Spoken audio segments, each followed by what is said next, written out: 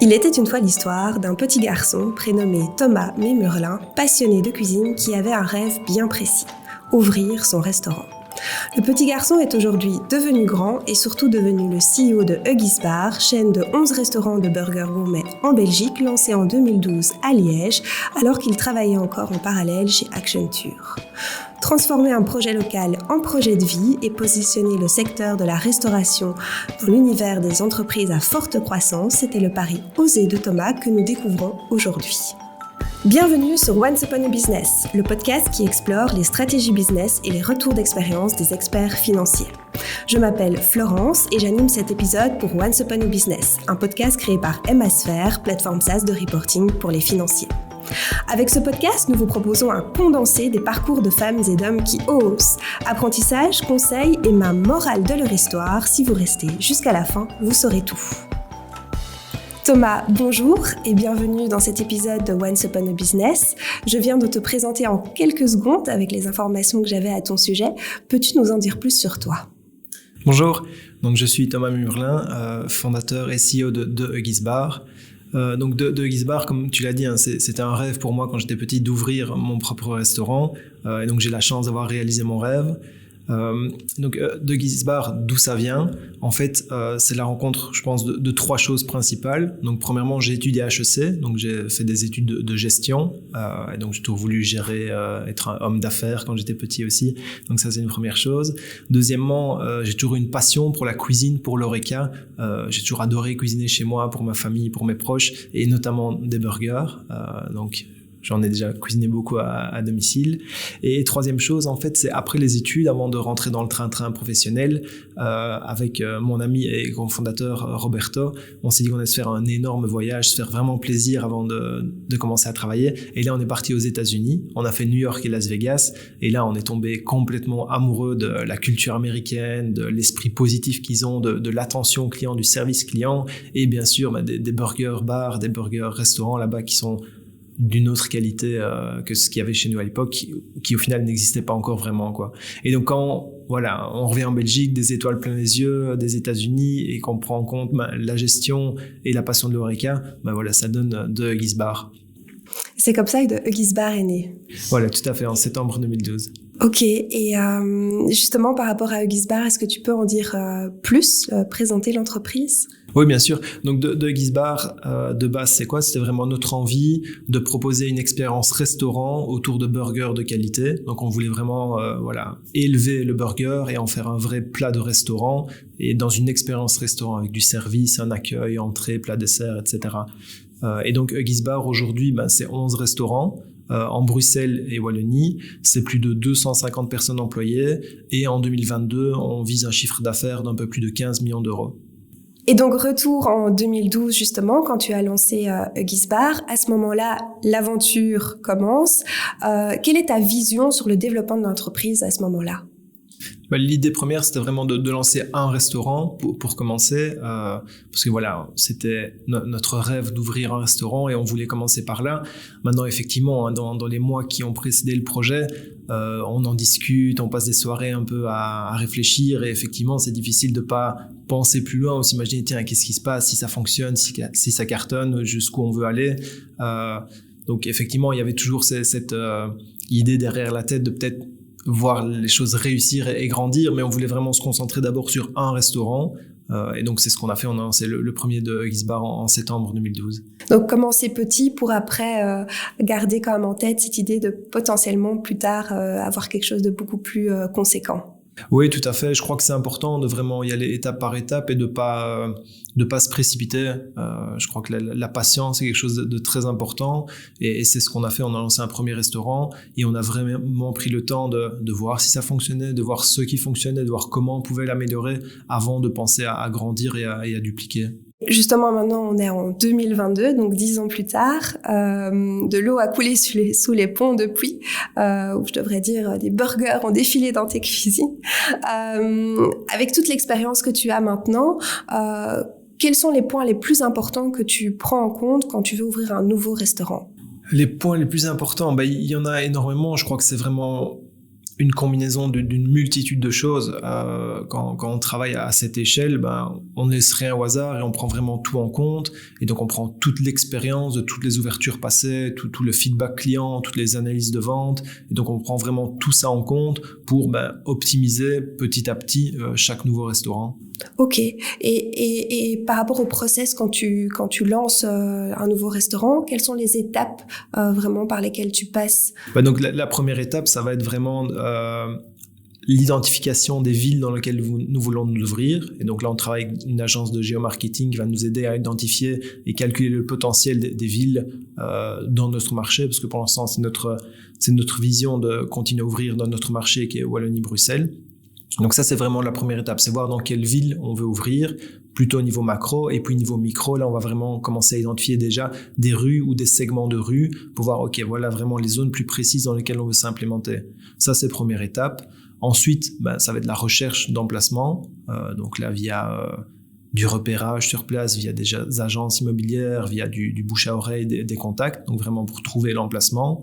Puis une fois qu'on a l'emplacement, là, on va vraiment rentrer dans déjà tout ce qui est négociation, pour soit acheter, soit négocier un bail. Et une fois qu'on a sécurisé l'emplacement, là alors on va vraiment se lancer dans le projet.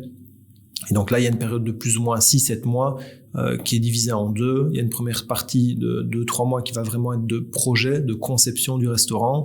Et donc c'est une partie très importante parce que c'est là qu'on va définir un peu l'outil de travail avec lequel le staff plus tard va travailler. Et donc c'est important qu'il soit très optimisé au niveau de la disposition, de l'agencement, au niveau des flux pour que ce soit agréable pour les clients, qu'on puisse mettre assez de tables assises, mais aussi au niveau des serveurs.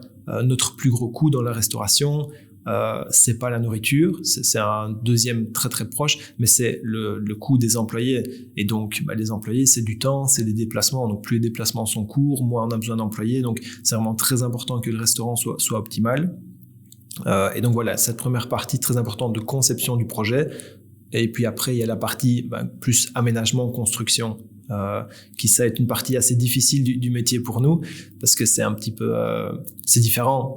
C'est pas de la gestion de restaurant, c'est pas de l'ORECA, c'est plus de la construction. Donc ça s'éloigne assez fort de notre expertise. Mais voilà, petit à petit, on acquiert aussi l'expérience et c'est important que les travaux se passent bien. Et donc voilà, après 6 mois, plus ou moins, le restaurant est prêt à être ouvert. Et donc là, il y a toute la gestion du lancement avec la mise sur pied d'une équipe, la formation, et puis après, voilà, c'est le restaurant qui est prêt à s'ouvrir. À s'ouvrir, à être lancé, quoi. Et justement, tu disais que maintenant, en 2022, il y a 11 restaurants. Ça fait un rythme assez soutenu de restaurants ouverts par an. Comment tu trouves les fonds nécessaires pour financer ces ouvertures de nouveaux restaurants? Alors, la question du financement, c'est une question qui a toujours été un peu délicate pour nous, en tout cas au début. Maintenant, on a mis des solutions en place qui nous permettent d'être beaucoup plus sereins par rapport à ça. Mais voilà, en tant que deux jeunes, fraîchement diplômés, peu d'expérience, qui se lancent dans l'ORECA, c'est pas facile. Les banques ne sont pas très très friandes de l'ORECA. Et donc effectivement, quand on s'est lancé, ça n'a pas été facile. Et donc si d'habitude tu peux mettre 20% de fonds propres et aller chercher le reste en crédit bancaire, nous on était plutôt à 60% de fonds propres et la banque a accepté gentiment de nous prêter le reste. Et on parle de tout petits montants, parce que bon, on était jeunes, on se lançait, on n'avait pas énormément de fonds propres, donc on a ouvert vraiment le premier restaurant avec petit budget. On a eu la chance de trouver une bonne opportunité, un bon endroit, un restaurant existant. On a pu récupérer pas mal d'équipements. Voilà, donc le premier restaurant ça a été un peu compliqué, mais on s'en est sorti.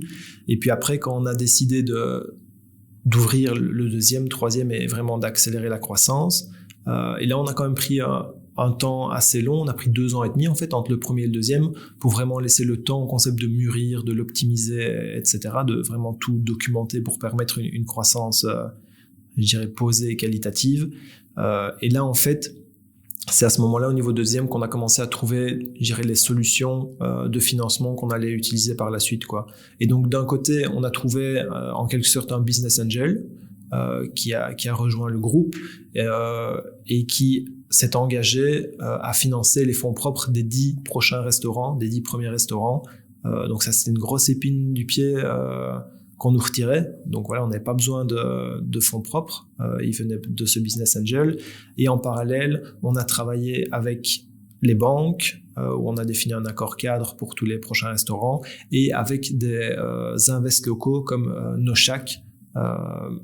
Et donc voilà, on avait en fait nos fonds propres sécurisés, et puis un accord avec banque et Nochac, et la Sowalfin aussi, qui était là pour garantir une partie des crédits. Et donc voilà, on avait vraiment défini un mix qui fonctionnait bien pour nous et qui nous a permis de un peu nous sortir cette problématique du financement hors de la tête, parce que voilà, il y avait quelque chose qui était en place. Donc un peu de retirer cette partie financement et pouvoir se concentrer vraiment pour toi sur le core business et le développement de ton activité en fait. Voilà, exactement. C'était très important pour nous, parce que si à chaque ouverture de restaurant, on devait perdre autant de temps et d'énergie que ce qu'on a fait pour le premier restaurant et se demander, tiens, est-ce qu'on va trouver l'argent? Peut-être, peut-être pas. Pour moi, ça aurait pas été sain comme environnement de croissance. Et comme tu viens de le souligner, c'est important pour nous de nous concentrer sur notre métier, sur l'ouverture des restaurants, sur les restaurants, et pas perdre autant de temps et d'énergie à la recherche du financement. Justement, donc tu as maintenant un petit réseau de restaurants à gérer. Comment tu compares la performance de tes différents restaurants? Est-ce que tu te bases sur, comme tu disais tout à l'heure, tu te bases sur ces analyses-là pour l'ouverture de nouveaux restaurants? Comment tu intègres cette partie plus background qu'on ne voit pas en tant que personne qui vient au restaurant, par exemple? Comment tu intègres ça dans ton job? Donc à plusieurs niveaux, on est déjà, je crois que c'est important de le préciser, on est très très friand de tout ce qui est chiffres. On est vraiment data driven. C'est très important pour nous. Pour prendre un exemple, on a donc un système de caisse qui va donc enregistrer toutes les habitudes de consommation client. On a aussi un système de réservation en ligne. On a la chance d'avoir une clientèle qui réserve beaucoup. Bon, c'est aussi dû à notre succès, où les gens préfèrent réserver pour être sûrs d'avoir une place. Mais donc, ça nous donne énormément d'informations. Et donc, l'exemple que je voulais donner, c'est on a toutes les infos de réservation. Et donc, qui vient manger quand, combien de personnes, à quel moment de la journée. Et donc, grâce à ça, on a pu optimiser les tables de nos restaurants. On sait par exemple que des tables de 2, 3, 4, 5, 6 représentent plus de 75% de notre clientèle. Et donc, ça veut dire que des tables de 10, 12, on ne doit pas en mettre trop dans les restaurants. Et donc, on se concentre sur des tables de 2 modulables qui peuvent se mettre 2 plus 2, 4, 2 plus 2 plus 2, 6. Et donc, ça permet, avec des tables de 2, d'avoir énormément de flexibilité et de pouvoir, entre guillemets, maximiser le nombre de personnes qu'on sait accueillir. Donc ça influence du coup vraiment l'aménagement du restaurant, quoi. Voilà, exactement. Ce genre de stat peut influencer l'aménagement du restaurant. Après, il y a tout ce qui est habitude de consommation qui nous permet de peaufiner notre menu petit à petit. On va pouvoir, quels sont les best-sellers, quels sont les items qui se vendent le moins. Et donc, petit à petit, on va itérer et améliorer le menu. Ok. Et d'un point de vue plus business, donc background qu'on ne voit pas forcément, est-ce qu'il y a aussi des analyses qui sont faites? Oui, bien sûr. Donc, effectivement, comme je viens de mentionner, il y avait la partie un peu plus opérationnelle, vente, chiffres. Après, de l'autre côté, il y a aussi une partie opérationnelle et financière. Et opérationnelle, effectivement, on va accorder beaucoup d'importance au staff, au turnover, à la performance aussi. Comme toutes les commandes sont passées via tablette, avec un identifiant, on sait ce que chaque serveur prend comme commande, encaisse, au niveau des délais, des erreurs, des annulations. Donc, on a énormément de stats par rapport à ça aussi. Donc, ça permet de suivre et de les coacher. En fait, on va voir, ce staff-là vend autant de pourcentage de starters ou autant de pourcentage de desserts. Et donc, ça nous permet un peu d'identifier, qui a des performances plus hautes que la moyenne, qui a des performances un peu plus basses, et donc ça nous permet de creuser. Et donc, comment est-ce que tu fais pour vendre autant de desserts? Parce que tu vends 2 fois plus de desserts que le reste du groupe, quoi. Pour potentiellement après former les autres à ce qu'ils fassent la même chose, quoi. Et donc ça nous permet de creuser, et il va peut-être nous expliquer qu'il a une phrase spéciale qui fonctionne, et quand il dit cette phrase-là, il vend plus de desserts, ou ça lui permet de vendre plus, quoi. Et donc, effectivement, c'est très important pour nous, avec le groupe qu'on a, d'aller puiser dans ce savoir, dans cette expérience, et de l'appliquer au reste du groupe. C'est super intéressant ce que tu dis, parce que même le fait que tu dises que l'entreprise est vraiment data-driven, c'est vrai que d'un point de vue extérieur, on a plutôt l'a priori en se disant que le secteur de la restauration, ça va être plutôt une entreprise qui va pas forcément prendre en compte cet aspect très data. Et donc c'est vraiment innovant finalement cette façon de gérer ton business dans le secteur de la restauration. Oui, tout à fait. Et je crois que c'est lié à nos études, à notre gestion et à notre envie d'aller plus loin et effectivement d'un peu révolutionner le secteur. Je crois que à l'époque, quand on s'est lancé, il y avait beaucoup plus de restaurants, je dirais un peu plus traditionnels, où c'était une famille ou un cuisinier qui lançait son restaurant. Maintenant, on voit qu'il y a une nouvelle vague d'arrivants dans le secteur de la restauration qui sont tout autant passionnés. Bon, peut-être pas tous, mais ça, c'est un autre débat. Mais il y en a beaucoup qui sont passionnés, mais qui apportent cette couche un peu plus moderne, un peu plus professionnelle, avec de la gestion, avec une bonne communication. Et effectivement, c'est très important pour nous. Tout ça, mais ça n'a pas été toujours facile parce qu'effectivement on s'est heurté à d'un côté des clients qui n'étaient pas spécialement prêts. Quand du jour au lendemain on dit aux clients tiens, on n'a plus de téléphone, c'est seulement de la réservation en ligne, il y a quelques clients, il y a 10 ans ça n'existait pas, ou en tout cas pas en Belgique, et donc voilà, on a dû un peu lutter, on a dû éduquer, on a dû expliquer, mais maintenant quand un client ne voit pas de réservation en ligne, il est déçu maintenant. Donc ça évolue quand même très très vite. Ça c'est le côté client. Il y a le côté staff aussi, où il a fallu aussi un peu éduquer, s'adapter. On avait un membre dans notre tout premier restaurant qui lui était vraiment plutôt travailleur de restaurant traditionnel. Et donc on lui a dit c'est un système qui va prendre des réservations à ta place, tu n'as plus besoin de ton bic et de ton carnet. Mais il était un peu perturbé aussi. Il avait du mal à faire confiance. Mais je connais mon métier, ça va pas savoir faire mieux que moi. Donc là aussi, il a fallu un petit peu d'éducation, de patience. Mais voilà, ça se passe super bien. Et puis après, il y a aussi tout ce qui est fournisseur, partenaire. Des fois, des choses qu'on voulait faire en termes de récupération de données, en termes de mise en place de systèmes, d'automatisation, etc., simplement n'étaient pas disponibles, n'existaient pas. Et donc, par exemple, même notre système de caisse enregistreuse, notre système de réservation, des fois, on leur demandait, tiens, est-ce que vous avez une API pour se connecter, pour récupérer les données? C'était des demandes qui n'avaient jamais eu. Pourquoi vous avez besoin de ça? Personne ne m'a jamais demandé ça. Donc, ça n'a pas toujours été facile pour nous au début de mettre tout ça en place. Mais c'est génial de voir que 10 ans après, ça devient un peu le standard. Il y a de plus en plus d'entreprises qui proposent des solutions automatisées. Que les choses ont bougé finalement. Donc, de faire passer cette innovation à travers tous les différents partenaires et prestataires. Maintenant, avec presque 10 ans d'expérience, comment tu ferais les choses potentiellement différemment que les premiers restaurants que tu as ouverts? Si je devais changer quelque chose sur les 10 ans, je ne changerais rien. Je suis tellement content de où on est maintenant que j'aurais envie de rien changer de peur qu'on arrive à un endroit différent. Maintenant, clairement, il y a une énorme prise d'expérience et il y a des choses maintenant qu'on fait beaucoup mieux qu'à l'époque, qu'on fait plus vite, qu'on fait avec plus d'attention, avec plus de qualité. Donc ça, c'est très important. Donc voilà, je ne ferai rien différent, mais effectivement, il faut apprendre, il faut évoluer, il faut faire mieux qu'avant. Super. Nous arrivons déjà aux questions traditionnelles de fin. Je vais donc te poser la première. Qui considères-tu comme ton mentor de ta carrière professionnelle? Je n'ai pas de mentor, je n'ai pas un mentor, parce que j'ai pas une personne qui va regrouper tout ce que je sais ou tout ce que je veux, mais je crois que c'est très très important d'avoir des mentors ou des personnes inspirantes.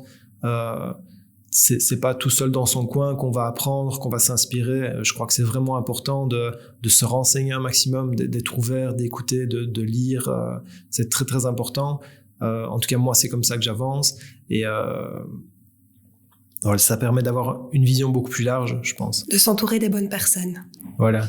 As-tu une potion magique ou une botte secrète? J'en ai plein. Dis-nous tout. S'il y en a une que je peux partager maintenant, quelque chose qui fonctionne bien pour moi et je crois qu'il est important, c'est de mettre en place des systèmes qui fonctionnent et de pas, par exemple, ne pas se baser sur la motivation. Si on se base sur la motivation pour réussir, on a déjà raté. On ne doit pas attendre d'être motivé. On doit mettre en place un système qui fonctionne, une récurrence, une routine. Et parce que voilà, il y a tellement de travail, il y a tellement de choses à faire. Ça ne doit pas être dépendant de la motivation. Donc ça, c'est peut-être un conseil que j'aime bien donner quand je vois des gens peut-être un peu plus jeunes ou quand je fais des interventions auprès d'étudiants, parce que c'est très très important. Il ne faut pas se baser sur la motivation. C'est intéressant ce que tu dis, et quand tu parles de système, tu aurais un exemple à donner? Oui, c'est mettre en place des routines au niveau de l'organisation de son temps, au niveau par exemple de la planification des tâches, de la documentation des tâches. Voilà, je suis vraiment persuadé que c'est très important d'avoir une structure. Pour moi, c'est la structure qui permet de grandir, pas l'inverse. Des gens qui se disent « Ah, je grandis, puis j'aime me structurer », ben non, parce qu'après, tu as le nez dans le guidon, puis tu ne sais plus avancer. Alors que si tu es bien structuré, ça va te permettre justement de mieux avancer, plus vite. Donc, voilà, pour moi, c'est important d'avoir des systèmes, de la structure en place qui vont permettre d'avancer et qui vont donner les bonnes fondations, justement, pour avancer. Un process qui permet d'avoir les bonnes bases, quoi. Et pour clôturer, quelle est la morale de ton histoire? La morale de mon histoire, je crois que, comme tu le mentionnais en début, il faut croire en ses rêves et à un moment donné, il faut se lancer aussi. Pas n'importe comment, pas n'importe quoi, mais je crois que c'est important de se dire que quand on veut quelque chose, si on veut l'avoir, il faut essayer, il faut se lancer. Et je crois que la morale de mon histoire, c'est que voilà, c'est possible d'atteindre son rêve. Voilà, mon rêve, c'était d'ouvrir un restaurant. Je l'ai fait, j'ai beaucoup travaillé. Et en essayant de faire les choses bien, en y mettant le temps, en étant patient aussi, c'est très important, on y arrive. Croire en ses rêves donc, c'est le petit mot de la fin pour cet épisode. Thomas, merci pour ton temps, merci de nous avoir partagé ton parcours inspirant sur cet épisode. Il est à présent temps pour nous d'aller goûter un de tes délicieux burgers parce qu'il est déjà à midi. À bientôt et bonne journée. Avec plaisir, merci beaucoup. Once Upon a Business est une production Emmasphere, solution SaaS d'analyse et de prévision pour financiers. Pour nous aider à faire grandir le podcast et continuer d'inviter des profils inspirants, laissez une note 5 étoiles et un commentaire sympa sur votre plateforme d'écoute et suivez-nous sur LinkedIn pour ne rien manquer de nos contenus inédits.